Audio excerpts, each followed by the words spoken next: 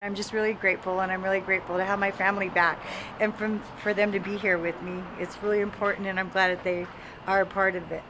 My name is Irene Hernandez. I was born in Carpinteria, and I am the baby of 7. I have 5 beautiful children and 5 grandchildren. My father was a hard worker who enjoyed fishing, hunting, and many late nights hanging out, drinking with the boys. He enjoyed being with his friends, and my mom enjoyed being with her children. There were many nights he arrived home late and intoxicated, becoming very abusive towards my mother. My parents divorced when I was 2. I became a depressed young girl trying to hide from reality. One day my grandmother introduced a family friend to my mom. This man came into our home and became the handyman. Unfortunately, that's not all he became. At the age of 5, this man began to sexually abuse me and left my soul in darkness. Bitterness, anger, and shame took over my life. This man, whom my mom trusted, became my worst nightmare. I became angry with my dad for leaving us, yet I felt somehow responsible. I felt I didn't fit in anywhere and felt everyone knew what was going on. At 16, I started drinking with my older sister and her friends. I loved the new way it made me feel confident, and it helped me forget about my secret. By the time I turned 18, what once mattered didn't anymore, and my old values faded away. I began to search for love in men, in alcohol, and even cocaine. At 21, I became pregnant. I had a daughter named Amber.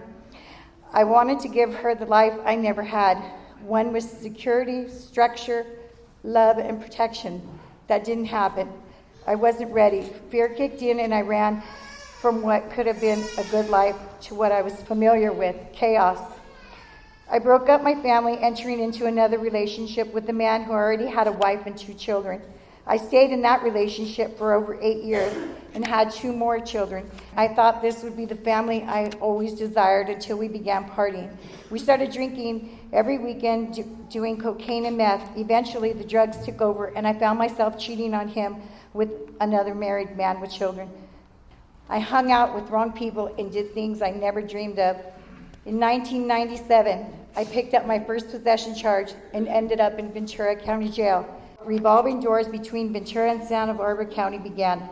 This cycle led me to 33 stays in custody at Santa Barbara Jail, 17 times in Ventura Jail, and 3 prison terms. The cycle was hard to break. I was looking at 9 years in prison, the place I swore I'd never go back to. It was time to change my life. I enrolled in the Santa Barbara Sheriff's Treatment Program.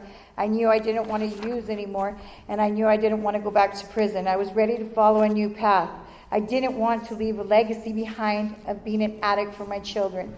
But on September 27, 2015, I arrived at the Bethel House. After walking through those doors, I began to let God control my life, and I surrendered. The freedom that I've gained from this program and AA have made me a different individual with integrity, dignity, and hope.